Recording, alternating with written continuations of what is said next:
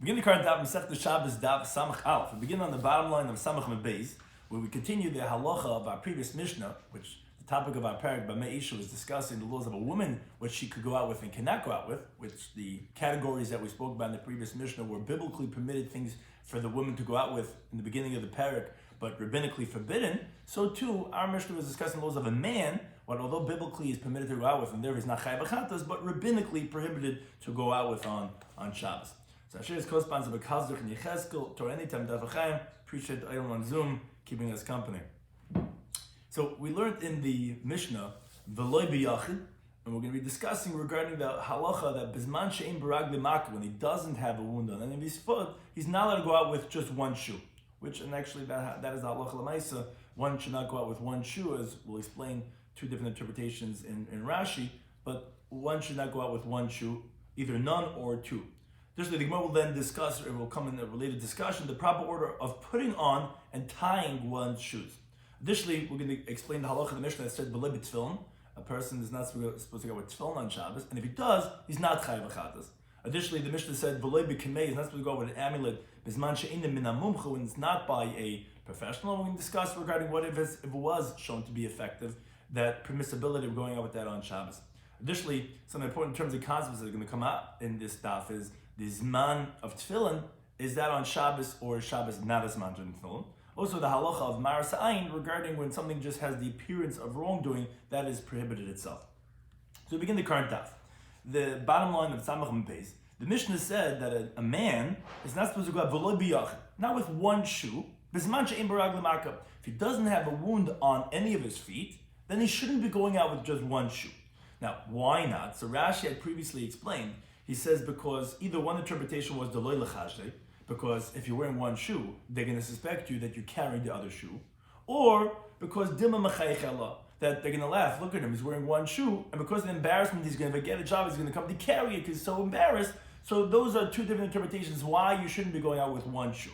Now that the Mishnah said that's only bizman she'ein barag l'maka. So as we continue the top of Samach Aleph Amrav, so the Gemara makes the following diak. Hayesh barag l'maka, but if there is a wound on his foot, then you could infer that then the halach is going to be different. Then nafik, then he could go out with one shoe. Now that inference, the Gemara has the following question: B'hai minayu. Now, on which one of his feet, nafik, is he going out with the shoe? You're saying when there's a wound on his foot, so there's a wounded foot and there's an unwounded foot. Then you're saying he could go out with one shoe. Which foot is he wearing that shoe? So it's actually machlokes. Amar, when he says the foot that has the wound, that's the one he's going to be wearing the shoe. Oh, so the Gemara explains. Obviously, Rav Huna holds that sandal, when you're wearing the sandal, l'shum tsar of it. Why do you wear the sandal? Because of pain. What does that mean? So that your foot should not get hurt. I tell my kids all the time, don't run outside without your shoes on. There might be a rock, there might be a needle or something there, and it's going to be because of pain. So therefore, when they see the person limping and they know that he has a wound on his foot, so then they're not going to suspect him. That Rashi is going to go through both interpretations why it was forbidden when you don't have a wound. He explains why when you do have a wound, you don't have that problem. Because they're not going to think, oh, he must be carrying the other shoe. No, they recognize, according to his actions, they realize that obviously his soles, his own feet, are usually very hard. And he doesn't get pained like my kids that run outside without their shoes. It doesn't bother them. The only reason why the person would be wearing a sandal is because they have a wound. So therefore, it's enough with one shoe for the wounded foot. So they're not going to suspect and say, oh, where's the other one? We know you don't usually wear shoes. You're only wearing it because of the wound, and they see that. Or he says, according to the other interpretation, that it's because they're going to laugh at him, he's going to come to take it off. Say, no, in this situation, when he has a wound, even if they laugh at him, let's say because they don't see the wound, let's say they just happen not to see the bandage, he's not going to take it off because it's going to hurt him. No matter what they do, you're in pain. You're not taking off the shoe. And therefore, that's the two different interpretations. Why, if you hold that it's the one that's the wounded foot and wear the sandal, that then it's okay to wear one sandal. Now, but that's one interpretation. Which actually the primary interpretation, la halacha, is ba'isa she'ein b'maka. Actually, the foot that you're wearing it on, when you have a wound, so let's imagine these are the 2 feet of a person, the wounded one is not with the sandal, it's the one without the wound that you're wearing the sandal on. Oh, says the Gemara, obviously Chiba Rav holds the shamtainik of it, that this person is wearing the foot, wearing the sandal for comfort, meaning he's a delicate, sensitive person, And they can recognize from his actions that he put on the one sandal, on the one that doesn't have the wound, because he's a delicate person. He likes to wear comfortable slippers. But the other one that has the wound, the wound proves on that foot. People understand that because he has that big bandage, people have a cast, that he can't put on the sandal. It's not going to fit. He's not going to be able to have that comfort. So they're not going to suspect him because they say, hey, why is he not wearing it? Not because he's carrying it. Look at that big bandage that he has. And also, regarding laughing at him, so that's what Rashi says, they're not going to laugh at him because they see the bandage that he has, and therefore, those are the two different interpretations. What it is that when we said, unless he has a wound, that was the inference we made from the Mishnah, then you could wear one sandal. Why is that? Either because it's on the injured foot, and then they know that's Latzara of it, so therefore that's why they understand that only that one he's wearing it. Or no, L'Shum Tainig of it, he does it because he's a delicate person, but he's not wearing the other one because the wound proves that he doesn't have space for that. Now, says the Gemara, Rabbi Yochanan also held of this interpretation of Rav Huna, meaning the first interpretation, that's L'Shum Tzara, that you put it on the wounded foot. How do we know this? From the following incident. Because the Amalei Rabbi Yochanan Rav Shimon bar Abba. Rabbi Yochanan, who we're talking about, that he holds this opinion, he said to Rav Shimon bar Abba, he says, Havli Masani, he says, give him my shoes. So Yavli the Yamin, he gave him only the right shoe. So Amalei said to him, Asisu Maka, you made it into a wound. Explain shortly, what does that mean? We're going to shortly see that Rabbi Yochanan holds that when a person puts on shoes, he's supposed to put on the left one first, and then the right one. So the Gemara assumes right now, so therefore what was Rabbi Yochanan telling Rav Shimon bar Abba? He was saying, wait a second, you're giving me my right shoe first. If I'm going to put on my right shoe now, I'm not going to be able to put on the left shoe afterwards, because that's the inappropriate order. You have to put on left and right. If I'm going to put on the right, it's already too late. I can't put on the left one afterwards. So I'm going to be going out with one shoe, so you're making the right foot as if it had a wound in it. Obviously he held like the interpretation that that which is the one that you put on this shoe on? It's the one that has the wound, which is obviously like the first interpretation of Rav Huna, that it's Litzara Vida. And that's why he says, if you're giving me only my right shoe and I can't put on the left one, then you're making as if it was wounded. And that's why I'm only wearing it on it. Which Gemara rejects that and says, no, but we could even say he holds like the second interpretation, that says actually the sandal is put on the one that does not have the wound. And this is what Rabbi Yochanan was telling them. If I'm going to go out only with one shoe, with the one of the right, asisa shall samoil. You're making the left foot as if it is the one that had in it a makkah, because I'm going out with one shoe, meaning the right one, the one that doesn't have the wound, and therefore, like the way the second interpretation of Chibarav held, that means to say that the other foot is the one that has the wound. So when you said asisa makkah, we thought it meant the one that I'm wearing. And I says, no, you're making it to wound. He meant the other foot, and there was not a raya. It could be held like the other interpretation too.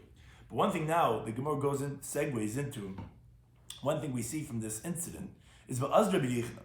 Rabbi Yochanan, who said that you're making it into a wound, that, okay, it could have been either one, either now you're making the right one into a wounded one or the left one, whichever one. But from the fact that he says that obviously there's a wound, and because I'm only wearing one shoe, and why is he only wearing one shoe? Because he gave him his right shoe first. Oh, you see, because once he gave him his right shoe, if I'm going to put it on now, I'm not going to be able to put on my left shoe anymore. That Rabbi Yochanan is going l'tamei according to his reasoning, as we're going to quote right now, that he holds when it comes to putting on shoes, the left one is the primary. And therefore, that's the one that's supposed to be put on first. And if you put on your right shoe, you can't put on your left shoe anymore. Where do we find this? Rabbi Yochanan says this halacha.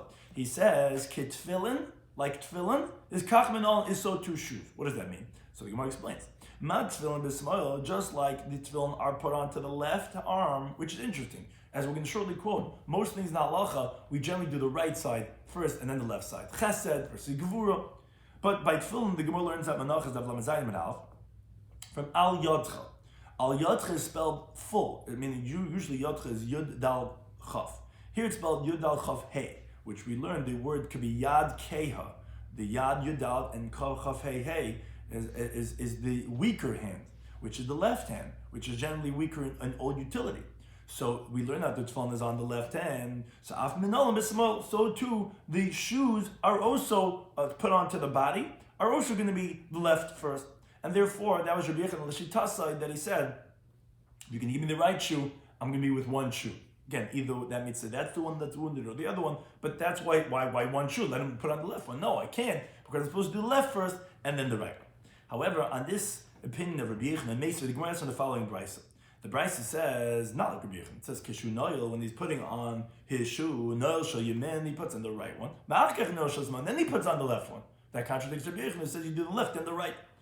So Rabbi Yisi says, Hashta de Tanya Hachi, he says, now that we learned like this, the Brisa that says you do the right first, but Rabbi Yechon Hachi, Rabbi Yechon says, no, you do the left first.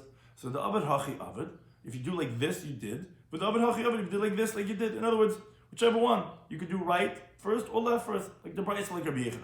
Now, actually, Taisus explains that what Rabbi Yisi is coming to say is that actually the Brisa doesn't disagree with Rabbi Yechon, and Rabbi Yechon is not disagreeing with the Brisa. And what Rabbi Yechon, when he says like it's like tefillin, means to say, although as we're going to shortly quote in the Sukkah, that generally the right one is the more chashuv one. We find by the Mitzari that you spray on his thumb and his leg, it's always on the right side. Chalitz is done with the right side. But still, Rabbi Yechon is coming to say you could put on the left shoe first. And the Brisa is also saying the same idea. Even though we find regarding tying that the tefillin is tied onto the left arm, and therefore the left should be mochasha. No, you could put on the right shoe first. That's how Rav Yosef understands it. They're not really disagreeing. You could do either one. They hold either one you could do, but it's not like they disagree with the other opinion. However, on that Abai disagrees with Rav Yosef. He says, no. Maybe Rabbi Yechanan maybe Rabbi Yechanan never heard that Brisa. If he had heard the Brisa, he would have retracted. Never, no, we can't do like Rabbi Yechanan because it's not true. Maybe Rabbi Yechanan would have agreed to the Brisa. Brisa supersedes an Amir. And I could actually tell you the opposite. So you're going to tell me, okay, fine, let's do like the Brisa. No. Or you could say, Shmile. Maybe Yechon did hear the Brisa. Somebody held, in Aloha case in Mishnah. Aloha does not feel like that Mishnah. And therefore, we should do like a Yechon. And you can't do like the Brisa. So he wonders on Rabbi Yosef, how could you say either one? No. It might be specifically only right or only left. So therefore, Rav Nachman Yitzchak, he says a second approach. He says, Yirei Shemayim, a God-fearing person, Yotzidei Shteim, will fulfill both of them, meaning he'll do like both opinions. Amana, and who's that? Mar B'rei Ravina, he did like both. So the Gemara says, and this is actually halach l'maisa, hey, how could you do like both? You're either putting in the right one first, the left one first. How do you do both? So we know this is the common practice. Shaim diyamine, you first put on the right shoe, v'loi katu, and you don't tie it. So this is, yes, the right one's being put on first, but you don't tie it. V'sayim d'smoli, and you put on the left shoe, b'katra, and you tie the left one first.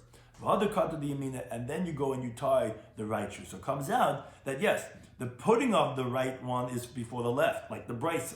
The tying of the left one is before the right one, like Rabbi Yechanan, which actually, interestingly, Taisus says that it's exactly specific to what each one said. You're right, only regarding tying do we say the left one is more chashuv, because that was what we compared it to the tefillin. What's the chashivas of the tefillin? Is the tying. So therefore, regarding the tying, is what we're doing, the shoe first. The Taisus says, which actually halacha l'maisa, so therefore yes, if you have a shoe that doesn't have any ties, you're going to put on the right one first, and then the left one, because only regarding tying that we qualify the left before the right one. Now, however, the Gemara says, Rav Ashi says, Chazim Rav Kan, this is Ice Rav Kan, Blake Company wasn't particular about it, didn't make a difference which one is first, but again, the way we rule is to do like the way Rav Nachman Yitzchak said, you put on the right shoe first, then the left one, then you tie the left one, and then you tie the right one. Now, turn about then the Brisa, continue on this theme regarding the showing honor to the right one. Kishu Noyel, when a person puts on his shoes, so like we said, Noyel Shal Yemin, you first put on the right one, V'achar Noyel Shal Smol, then you put on the left shoe. And Dishtei, and all these are halach l'maises. Kishu Chaylitz, when he's taking off the shoes, Chaylitz Shal Smol, he first takes off the left shoe, which that's showing honor to the right one, which actually, as Rashi points out, all these halachas, the girsa is first the right, and then the left, except for taking off. When you take off the shoes, first you take off the left shoe, and then you'll take off the right shoe, because that's showing dignity that you put it on first, but you take it off last. So to kishu when you're bathing, reichid shal yamin, this is halacha l'maisa. You bathe the right side, reichid shal small, and you bathe the left side. Kishu sach, when you're anointing, when you put on the cream, sach shal yamin, reichid shal small. You first anoint the right side, and then the left side. Now, just that the Brisa points out, but if someone wants to anoint his whole body, then he anoints the head first, because the head is king on all the limbs. Obviously, the brain is what dominates the whole body, so therefore that's the anointing first. So first comes the head, and then you do the right side, and then you do the left side. Turn to halacha, the Mishnah said, and it's also halacha l'maisa, but b'loy b'tefillin. The person is not supposed to go out on Shabbos and Rosh Hashanah wearing the tefillin. Now, we have there was two parts to this halacha in the Mishnah. As we spoke about all the halachas of the Mishnah, both by the woman Mishnayos and then by the man, we said that you're not allowed to go out with it to Rosh Hashanah. And then there's a second half of the halacha. Ve'im yatsa ein chayav chatas. So it's like it's somewhere in the middle. You're not supposed to, but if you do, you're not going to be chayav, which means to say that it's rabbinically prohibited. Because, biblically it's permitted, because that's why you're not chayav chatas. But obviously rabbinically it's forbidden, like we're saying, you're not supposed to go out with it. So on either half of this statement, there's an version of what Rav Safra came to qualify in regards as to relates to if Shabbos is man tefillin or not man tefillin, as the Gemara explains. So when we said in the Mishnah that you're not supposed to go out with tefillin on Shabbos, so Rav Safra, he says, Lo yitema, don't say that aliba de mandama, that it's going according to the opinion that holds Shabbos loves man tefillin, who that Shabbos is not a time for wearing tefillin, which the Gemara in the last parak in Erevin of Tzadikim and Beis brings a machlekes in the Gemara, if Shabbos is man tefillin or not. Is there a mitzvah to wear tefillin on Shabbos or not? Don't say that it's only according to one who holds it's not as man tefillin, so it's not a time for tefillin. So you're carrying, so therefore you're not supposed to wear it in Rosh Hashanah. No. Even according to the opinion that holds Shabbos is a time, you have a mitzvah of wearing tefillin on Shabbos. Still, the Mishnah tells us, lo yete, you shouldn't go out with it to Rosh Hashanah. Why? What's wrong? It's a tachshit. It's something that you're supposed to be wearing. The reason is, as like all the halachas of tachshit we have for women, you might come to carry it 4 amas in Rosh Hashanah because, as Rashi explains, you're going to take it off your head if you have to go to the bathroom. You're not supposed to take it into that. And then you might come to carry it Dal amas in Rosh Hashanah. So therefore, that's why you're not supposed to, even according to one that holds it is man tefillin, you're not supposed to wear it because you might come to carry it. Now, those who learned this qualification of Rav Safra as Seifa, on the Seifa of the Mishnah regarding not being chayv chatas. The Mishnah said, if he went out with the tefillin, okay, ain't chayv chatas. He's not liable for carrying by wearing the tefillin in Rosh Hashanah. And that is where Amar of Safri says, and loitem, don't say, aliba demanda Amar Shabbos man tefillin, that it's only going according to the one who holds, okay, Shabbos has a time of tefillin, so of course you can be put in that time because it's a mitzvah to be wearing this. Ela filamad Amar Shabbos loves man tefillin. No, he says, no, even according to the one who holds, you're not even getting a mitzvah for wearing this on Shabbos. Ain't a chayv chatas, not going to be chayv chatas. Why not? Isn't that a masli? You're not even, it's not a tachshit, it's not an ornament, you're not supposed to be wearing this on Shabbos, so therefore you should be chayv chatas. My time, what's the reason why you're not? Even according to Mandama holds it's not as man from tefillin. It's because derech mal b'shavit, because you're wearing it like a clothing, the way you're wearing it, just like you wear a crown, you wear a hat. Since it's the way of wearing, so therefore, no, biblically you're not going to be chayiv. It's only going to be rabbinically prohibited. So therefore, Rav Safra qualifies both halachas according to either interpretation, in which the chiddush on opposite ways for either opinion. The ratio being even according to one who holds Shabbos is man tefillin, and the seifa even for the one who holds Shabbos is loves man tefillin. Next halacha of the Mishnah. The Mishnah said, "V'loy b'kameya." Also, a man's not supposed to go out with an amulet on Shabbos to Rosh Hashanah. B'zman she'einem min hamumcha, when it's not from a professional, it's not proven to be effective. Now, that Rav Papi qualifies this teaching. Now, we said that the inference is if it is from a mumcha, then he could go with it on Shabbos. So he says, "Loy teim," don't say ad the mumcha gavra until the person is shown to be effective, meaning the sefer, the scribe. And that the amulet itself has proven to be effective, meaning that this person had written this amulet for 3 people. If this person wrote this amulet for 3 people, what has been is that this person has proven to be effective because he healed 3 people. Generally, 3 is always the magic number of chazaka. And the amulet has proven to be effective because this amulet has healed 3 people. That's one way that it could be that you'll have both the kameya and the writer to be a mumcha. Or another way is, if let's say this person wrote 3 different amulets for 3 different sicknesses, for 3 different people. So he became proven to be effective with any amulet that he's going to write. Because he healed with 3 different amulets for 3 different people.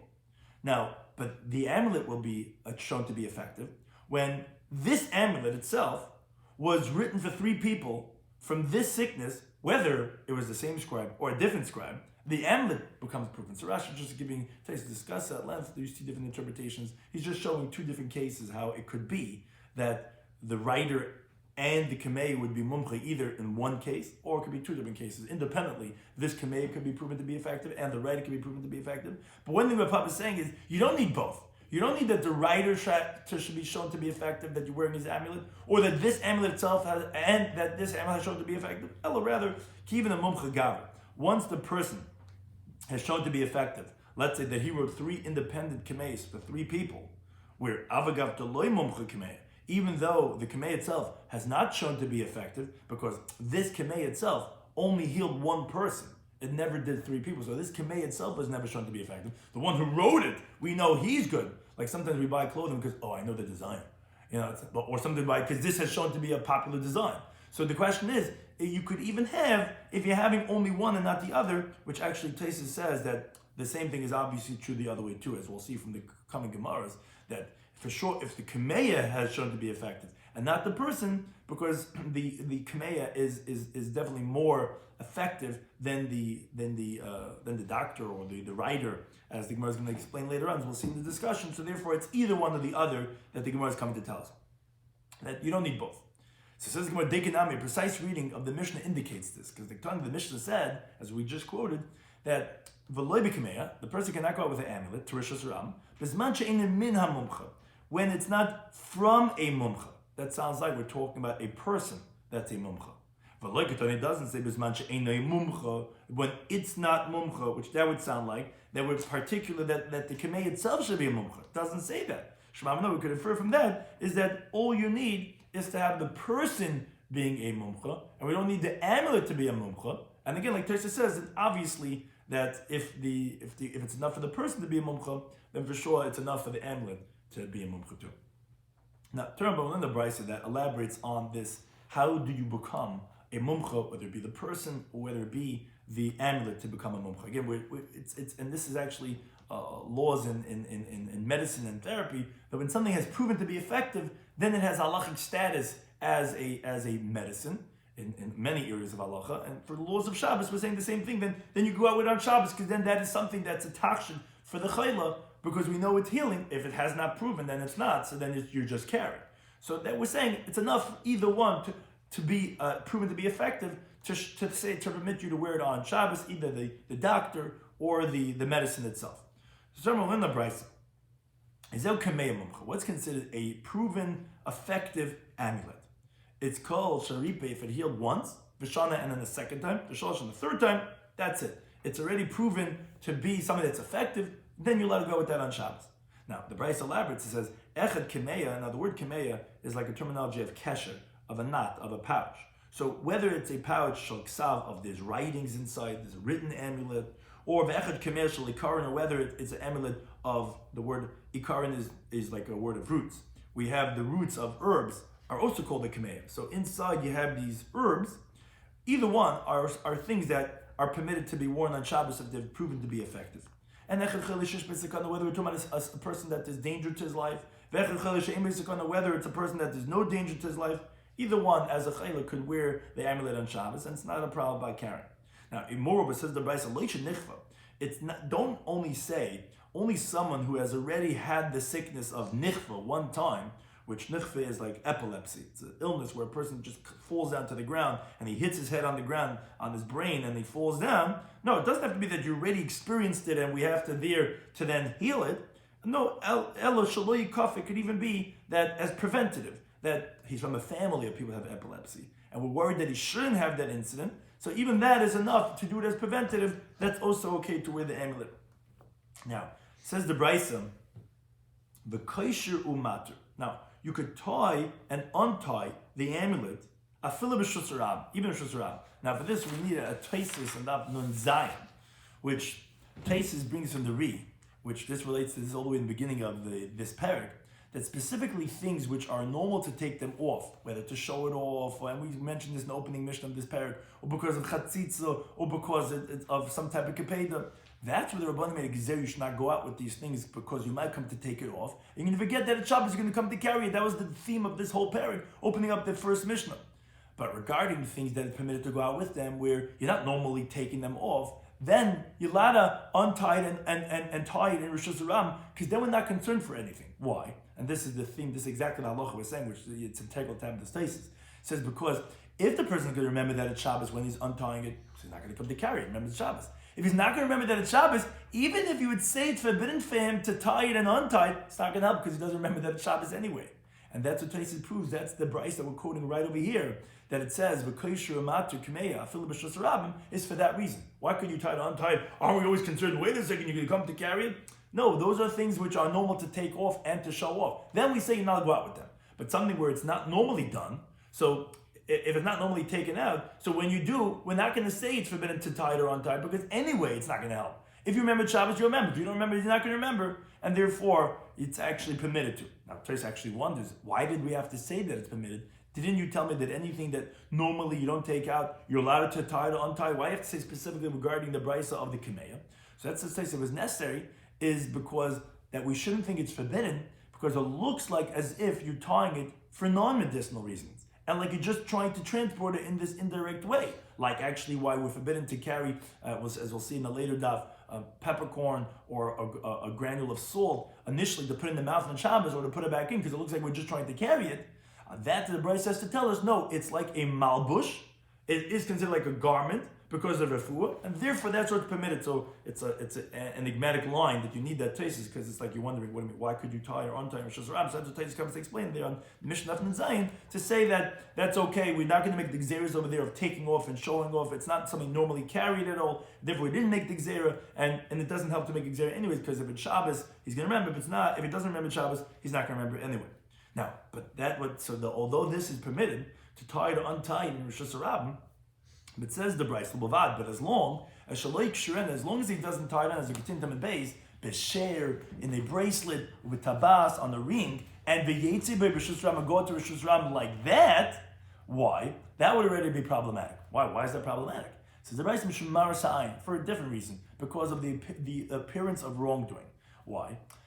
Because then it doesn't look like that you're wearing it for purposes. It looks like you're wearing it for part of your jewelry. The problem is, it's not a tachshit, it's only because of the worry about illnesses. So that gives the appearance of wrongdoing, because people are going to think you're doing this tachshit, which that's forbidden. It's only permitted as refuah. Therefore, one should not go ahead and tie it on to their bracelet on Shabbos. That would be forbidden because, like we said, for a different reason, that is because of Marasai. Now, the Gemara, however, has the following difficulty. But Tanya learned in the Brisa, there seems to be a contradiction of what we just said in the previous Brisa. The difficulty is, this Brisa says, Ezeu Kamei Mumcha. What is considered an effective amulet? It's called Sharipa Gimel B'nei Adam Ke'echad. It's if it healed 3 people as one. Why is this a contradiction?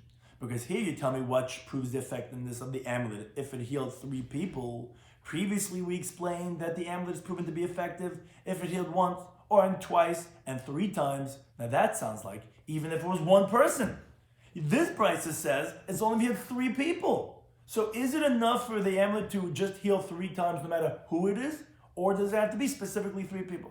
Now we're not going to get into it, but our Girsa actually sounds like the way Toysa explains, where the Girsa was ke'echad, and not so much on the 3 people, which maybe we should just explain that. Therefore, according to the Ri, he explains that the contradiction is a different contradiction. When you're saying ke'echad, when you're saying as once, that sounds like that we must be talking about 3 different kameyas. Because Taisa gets into discussion that when you have a kameya, there's this individual one, and then there's what is its ingredients. And therefore the problem is, it sounds like we're talking about 3 different kameyas, yet before when we said that it heals once, twice, 3 times, it sounds like it's the same kameya. And that's what the Gemara is going to answer, that there's a difference between when we're coming to establish the person or the kameya, but just our Girsa sounds like Taisa, because the word Shubigim within Ke'echad sounds like as one, meaning at the same time. And now you can't have the same kamei healing 3 people at the same time, because each person needs to be wearing it when they're wearing it. So therefore, it would definitely sound like Taisa, but we'll go with the way Rashi says it, that the contradiction seems to be, are the kameyas going to be healing 1 person, or does it have to heal 3 people? So it's more like it's not difficulty. Depends what we're trying to make a mumchayis of, what we're trying to show the effectiveness. Meaning, this that we learned in this second verse that we just quoted now, that said that it has to heal 3 people. Now, Rashi explains, we presume that when 3 people are sick, it's 3 different types of sicknesses. Therefore, we're talking about 3 different types of kameyas that are not similar one to the other. So therefore, what is it coming? So it's not proving the effectiveness of the kameya, because they're different kameyas. Rather, it's lemchuyi gavra. This second brace is coming to show the effectiveness of the person. He became a mumcha in all types of kameyas. Why is he becoming a mumcha in all types of kameyas when he healed 3 times in 3 different ways? So that's like the Gemara says above Bakam, the Flam Zayin, Ralph, every Shiva Bacha knows this halacha. The Mishnah talks, it says over there regarding the Shur Shanagach, when the ox gores. We know after 3 times it becomes a Shur Hamuid, an ox that has a chazak of goring, that if let's say he gores one time a donkey, one time a camel, and one time an ox, he becomes a shor shenag amud on every single animal. Why? Because it's a variety. And now we're not saying it's this specific animal, he's actually a amud for all types. Here also, when this person goes and he writes 3 different amulets and they're all effective for 3 different sicknesses, he actually becomes a mumcha for all types. Now, but that would only make the person in the mumcha. But the amulet itself has not shown to be effective, meaning because it was only this amulet only healed one time. So let's say a different doctor, a different scribe, he writes that one, it's not going to be known to be effective when, let's say, you're not going to be able to wear that on Shabbos. Now, however, the first brisa that said that as long as the amulet heals once, twice, 3 times, that was talking about one illness. And that this incantation, this amulet was written and healed 3 times. Yes, it could be for one person or for 3 people. Because that was the mechuye kimeya. That was coming to prove the effectiveness of the amulet.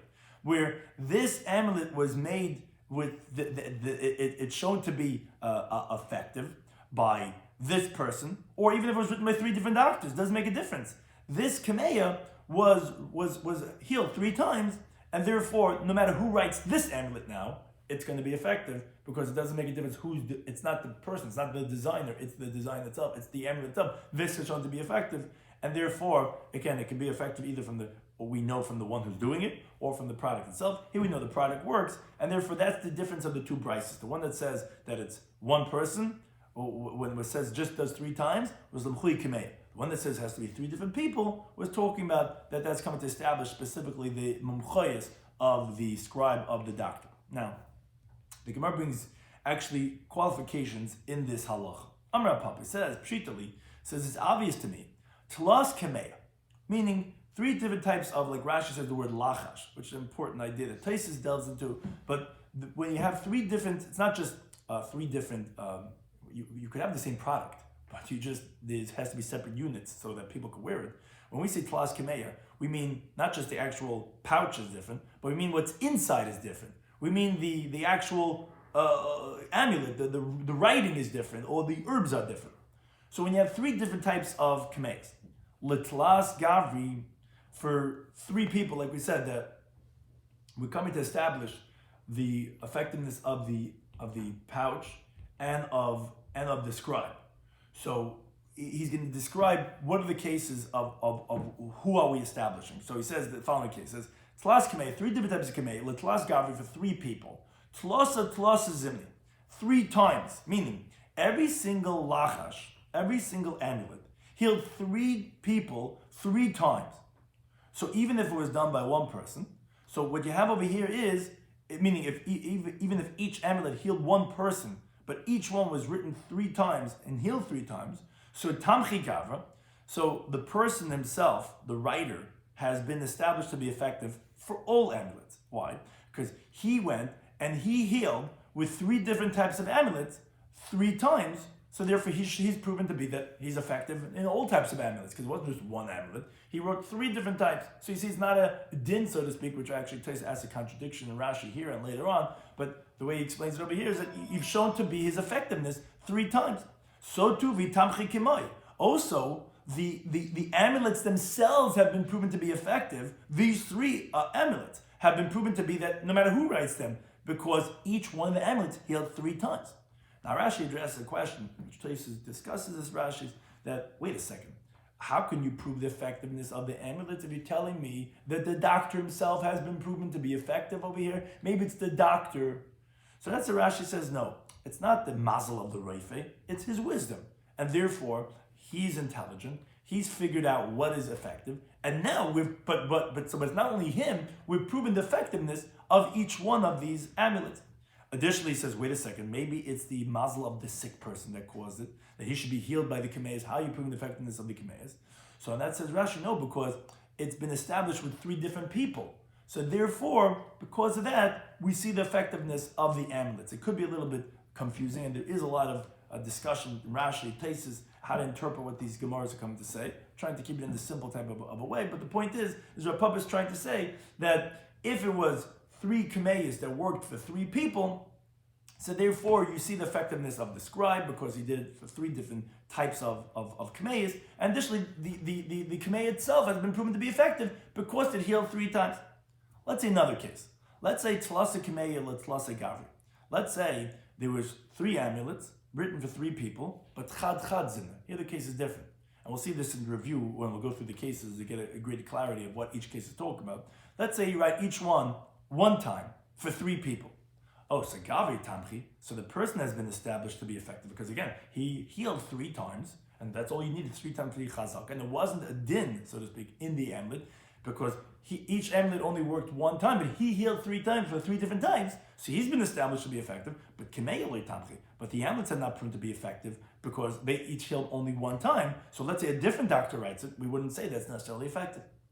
Another case, let's say chad kameya, 1 amulet, l'tlasa gavri, for 3 people, meaning for 1 illness, the same amulet was done for 3 people. So kameya itamchi. So yeah, the amulet has been proven to be effective by any person because this amulet healed 3 times. But gavri itamchi. But the doctor is not proven to be effective. Let's say for some other amulet that's not this lachash or from this illness, because he only went and he healed. He has not been proven to be effective because there was only 1 amulet that he did. Maybe it's the amulet and not the doctor. Now, however, but what is the question is as follows. Rav Papa has the following question. So up until now, Rav Papa was saying what's obvious to him, that both are going to be proven to be effective, only the person or only the amulet. Now he comes to a 4th case. Rav Papa says, let's say there's 3 amulets of 3 different types of sicknesses. L'chad gavra. So you have the 3 kameyas, 3 different types, but it worked for 1 person, meaning this doctor was only working he was the private doctor of 1 patient. What's the halacha? So the Gemara explains. Kameya vadi lo yitamchi says the amulet for sure has not been proven to be effective. Let's say if it was written by some other person, because each amulet only worked 1 time, because each one of these 3 are 3 different types of herbs. This is herb A, B, and C. Each one only healed 1 time. So that has not been proven to be effective. But the question is, Gavra, has the doctor been itamchi? Has he been proven to be effective because he healed 3 times with amulets? And they're all different? Or lo itamchi, has he not been proven to be effective? What's the question? So the Gemara explains. Do we say ha'asila? We're going to heal them 3 times with 3 different types of things. We generally say that proves the effectiveness of the doctor. And that's the Gemara. I didn't know. Mazla dahai gavra. It was the mazel of this person, which Rashi and Shas generally explains. That means the malach of the sick person. That is what caused hu de kol makabel ksava, that he should accept the writings of the kameyas. Maybe it was his mazel because you only healed him 3 times. Maybe it was him, and therefore maybe it's not about the doctor. Now Rashi's bothered, and it's integral for the understanding of the Gemara. It says, wait a second. We brought a brisa previously that said that whenever the amulet heals once and twice and 3 times, that it's going to prove the effectiveness of the amulet. That sounds like, as we had proven from the Gemara before, that even if it's to 1 person, and still you say it's going to prove the effectiveness of the amulet. What do you mean? Why didn't you say that maybe it was just the mazel of that sick person? So that said Rashi, no, that's not comparable, because that was 1 amulet. So therefore, you cannot make that the mazel of the person. Rather, the kameya, and this was what Tais's proof was before, that we see we generally make it dependent on the amulet.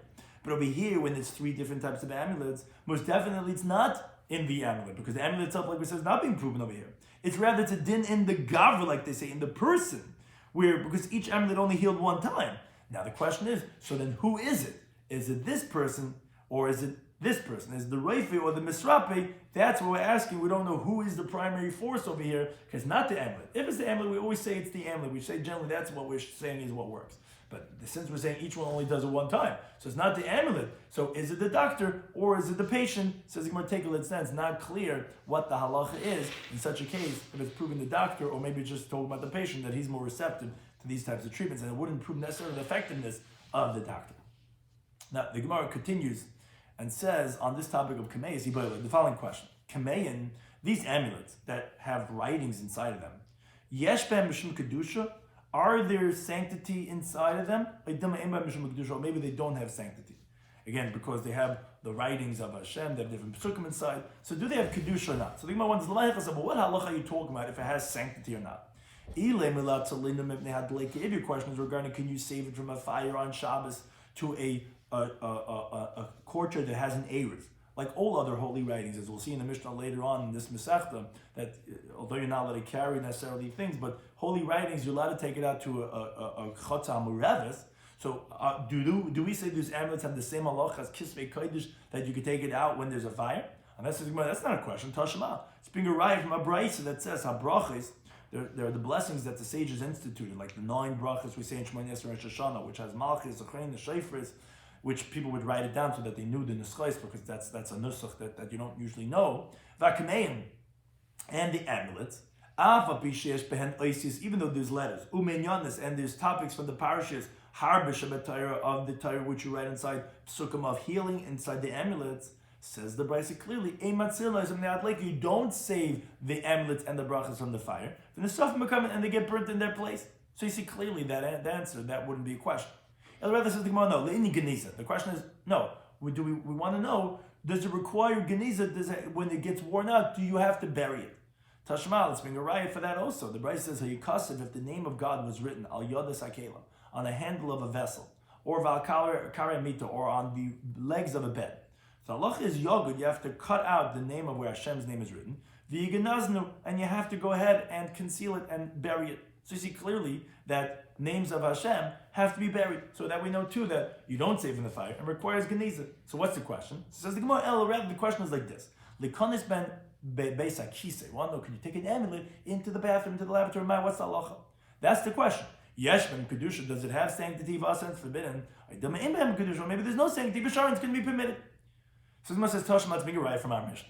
What's the right from our Mishnah? Our Mishnah said, V'loi b'kameya, you're not allowed to go out with an amulet on Shabbos to a Shus Rabbim, if it's not from an amulet that's been proved to be effective. Now, the inference is, as we said, Hamina Mumcha, but if it's shown to be effective, nothing, you could go with the amulet on Shabbos. On that, the question is, V'i Amr, if you're going to say, Kamein Yesh B'Mishum Kedusha, the sanctity in the amulet, but zimnin the mitzrich lebeisakise. Sometimes you're going to have to go to the bathroom, as Rashi explains. Generally, their laboratories were out in the fields. You're going to come to carry a dal amas in shus rabim because you're going to have to take it off beforehand. Obviously, that there's no sanctity, and you could take it into the bathroom, and therefore you let it go with shus rabim. So that proves the question. So the Gemara, what are we talking about in our Mishnah? Is b'kamei shalikar. We're talking about an amulet that is made out of the root herbs. Those kameis obviously don't have sanctity because that's not the written amulets, and that's why you're allowed to take it out. But maybe I could tell you that actually an amulet that has the writings actually would not be able to, because yes, it has sanctity, and I'll go into the bathroom with it. So the Gemara tries to bring 3 different ways of rejecting the raya, and rejects each one of those rejections. The Gemara says you can't say that answer you just gave.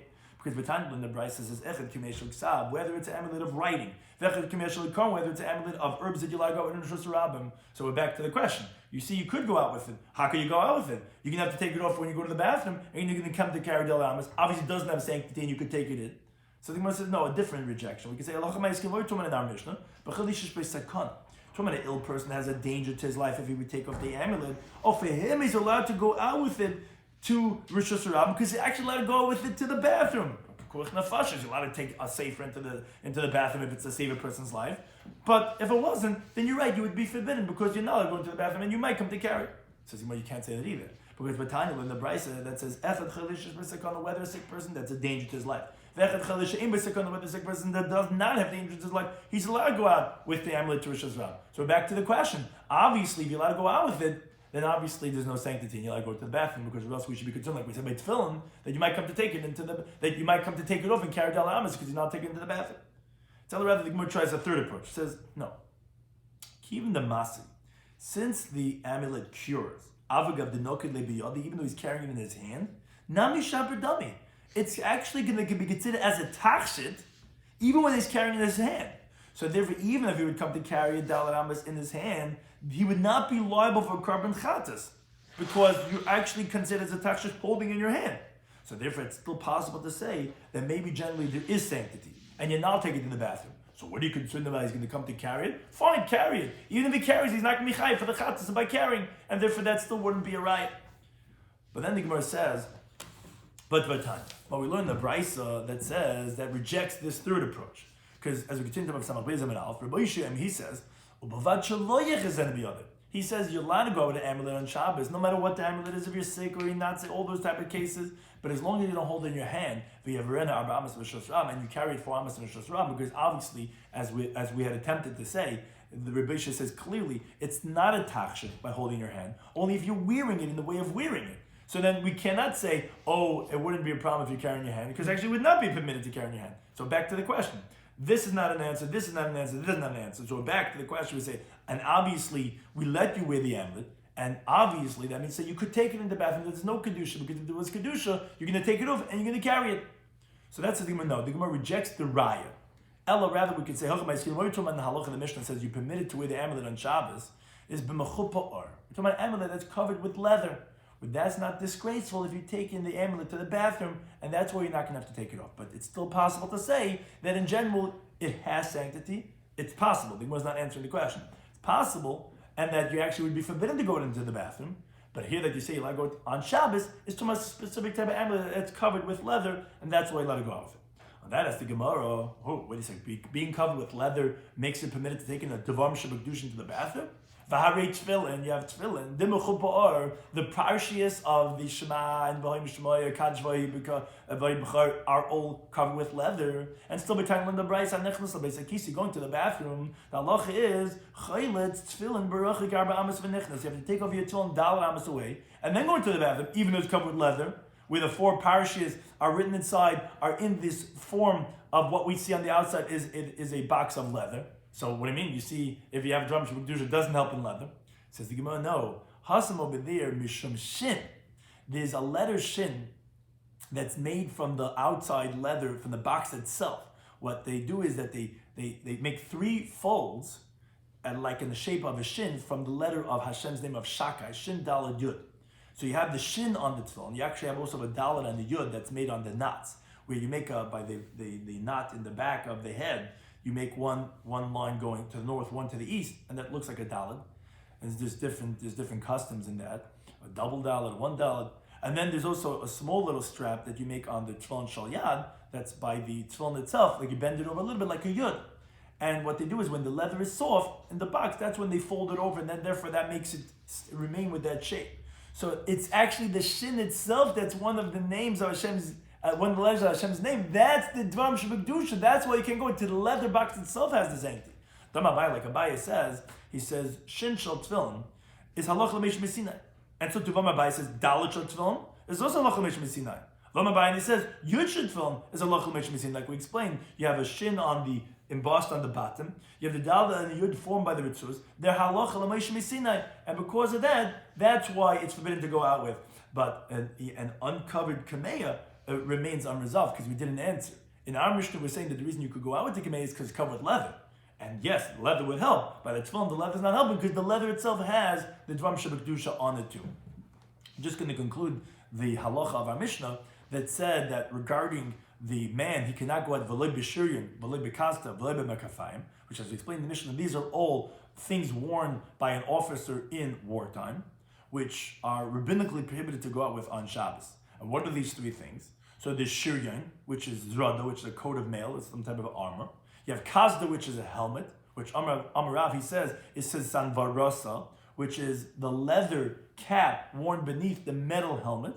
And you have magafayim, which are the shin guards that Amarav, he says puzmikei, which those are these leggings made out of iron, which he wears in wartime, which although it's not going to be chayv b'chatas because it's a malbish, but not something that we want the person to be wearing on because it's not really a Shabbos garment, and therefore it's forbidden for him to wear it on Shabbos, but that's only rabbinically, but biblically it's not going to be chayv because ultimately it's looked to the malbish of a man. Something like this we spoke about in today's daf, on Shabbos Daf, Samach Aleph, was continuing the halacha of our Mishnah. And we said that v'loi b'yachid, the man cannot go out with one shoe that he's wearing on his foot. So he said that that's, and we gave 2 interpretations from Rashi, either because they're going to laugh at him, he's going to take it off, or because they're going to suspect that the other one is carrying. So he said that that's only when he doesn't have a wound on his foot. Now the simple inference obviously is, if he has a wound, then he could go out with 1 shoe. So then we had a machlekes, actually, what was the 1 shoe that you're wearing it on? One opinion says, the one that has in it the wound. obviously it's because you're wearing the shoes litzar, because you don't want it to get injured. Now, what that means to say is that to them people know, and they're not suspecting him, that they see obviously that he's only wearing it because of pain, or even according to interpretation that because they laugh at him, he's not going to take it off because it's obviously going to be too painful to take it off. Or we had another pin that says in the one that doesn't have the wound, because obviously he's wearing it latainik, and therefore the one that has the wound proves that he's not wearing the other one, not because he's carrying it or whatever. It's just simply because he has a wound, and therefore he cannot wear a shoe on that foot that has the cast, that has the wound. Now the Gemara wanted to say that Rabbi Yochanan, that he holds like one of the opinions, which we said not necessarily, because when he says a sisamaka, you're making it into a wound, it could mean the right one, or it could mean the left one, which would be according to either one of those interpretations. But one thing the Gemara says, that Rabbi Yochanan was going litameh, according to his reasoning, that if I'm going to put on my right shoe, I'm going to be wearing one shoe. Why can't you put on your left shoe? Because no, the order is supposed to be the left one first, and then the right one. So if I put on the right one, I can't put on the left one. Why? Because it's like tefillin. But the Gemara says that's not like a brisa. So what do you do? So the Gemara says, Rabbi Yosef said that, okay, the Avid Hachi, Bahachi Avid, you could do like either one, which I've tasted explained because they're not really disagreeing. And that Abaye says, no, not necessarily, because could be actually Rabbi Yochanan didn't know and he would agree to the brisa, so maybe he disagrees with the brisa. So that the Gemara brought that Yotzi Deishtem, how do you fulfill both? How do you put on both first?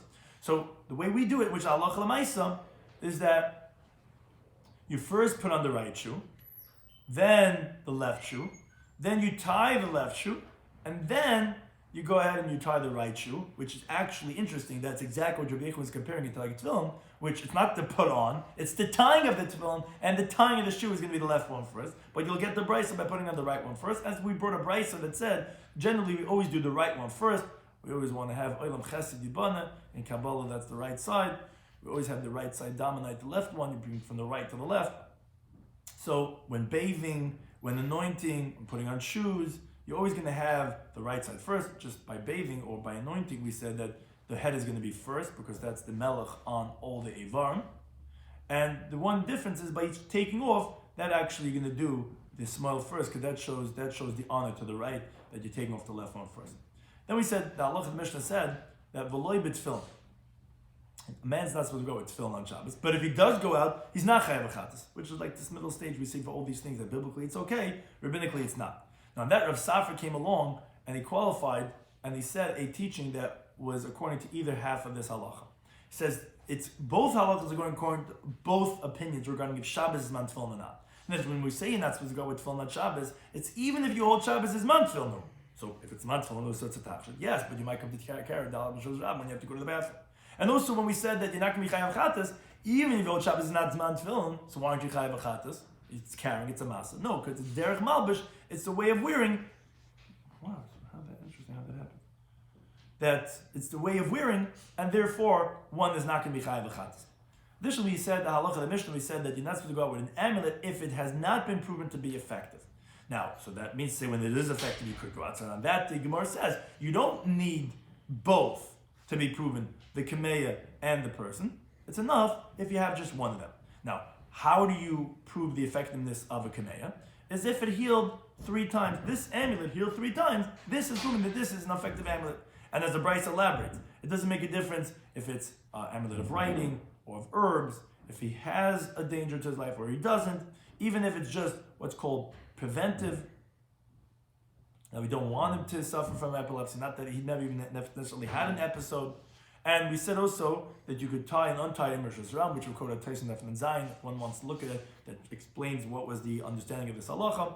But we said, but don't tie it onto a bracelet or to a ring, because that would appear like Marasayan, because it looks like you're doing it for a touch. It's not really a touch, and therefore that would be forbidden. Now, what happens if you want to prove the effectiveness of the person, of the doctor, of the scribe? So that's if he healed 3 people, and as Rashi explains, meaning 3 different types of illnesses, which are with 3 different types of kameyas. So it's not a din in the kameya, it's not in the chefts, it's not in the medicine, because the medicine only was worked one time. But this doctor, he, with his treatments, healed 3 different times, so therefore we see that he's effective, and therefore that would be for any treatment that he does. He's known to be an effective doctor. Now, interesting, we had on Amid Beis, we had from Rav Papa. Rav Papa said the following cases. He said, if you have, and this is it's a little complicated, so we'll get a little bit better over here. If there's 3 kameyas, they were written for 3 people, 3 times.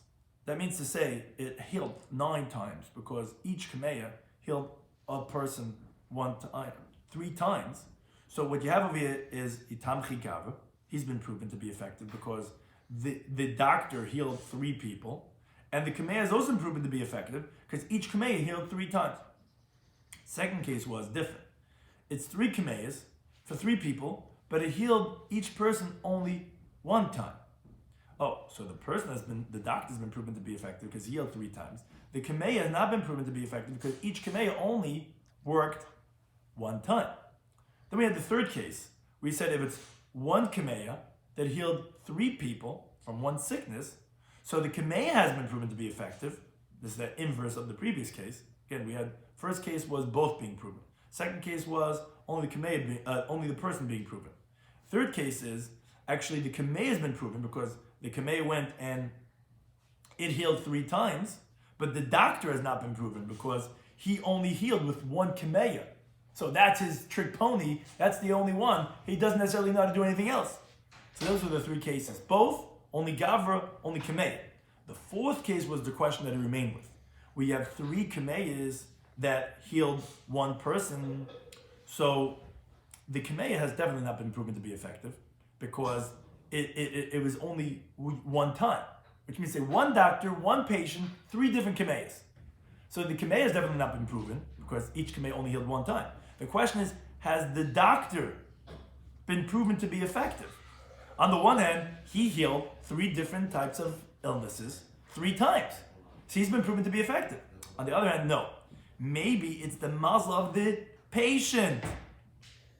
He's more receptive to these types of treatments because he was the one that got healed 3 times. And the Gemara says, take a let it stand like Rashi explained, because here you can't say it's a din in the kameya. It's definitely din in one of these people. I don't know which person it is. It might be the doctor, it might be the patient, therefore that's not necessarily going to prove the effectiveness of the doctor. Then the Gemara got into discussion. What's with Kamein? Do they have Kedusha? So the Gemara, what do you mean regarding sanctity, regarding what? If it's to save it from a fire, we see clearly a brisa, no. If it's regarding, do you have to go and do Geniza? We have a brisa that clearly says you do have to do Geniza. And so these are brises that clearly say that. The question is, could you go with it to the bathroom? So the Gemara wants to attempt to bring a raya from our Mishnah. What's the raya? Our Mishnah inferred that if it's a Kamei Mumcha, you could go with it to Rosh Hashanah. Obviously there's no sanctity. Because if there was sanctity, you would have to take it off like tefillin before you go to the bathroom. You might come to carry it. Obviously, if you let it go out with it, it does not have Kedusha, and you go with it to the bathroom. So the Gemara tried 3 different rejections of that raya.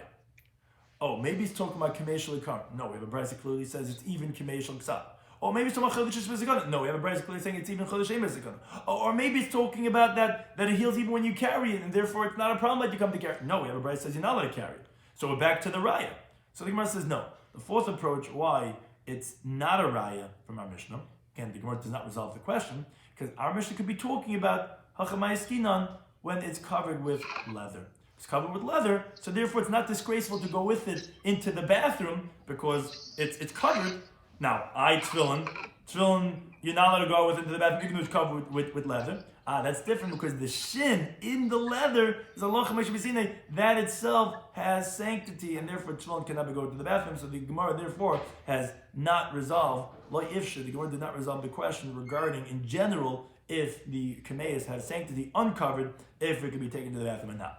And then we had the last halacha of the Mishnah regarding war types of garments of a man, where although biblically it's not going to be chayiv, but rabbinically it's not supposed to go with the Rosh Hashanah. That's regarding shiur, which explains a coat of mail, some type of armor. Kazd is a leather helmet, and magafayim are the iron leggings that he's not supposed to go out with, but if he does, he's not chayiv v'chadosh. Thank you to any time for hosting us.